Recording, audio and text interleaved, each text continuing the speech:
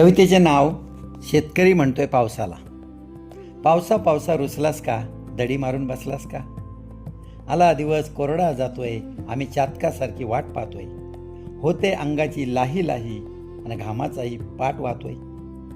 तुझ्यासाठी कासावीत झाले सारे जीव, कोरड्या घशाची तुला येऊ दे रे कीव. तप्त सूर्याची आग रे, सुकून गेली बाग रे. असा आबोला कशासाठी, कसला आलाय राग रे. तू तर आमच्या जीवनाचा भाग रे.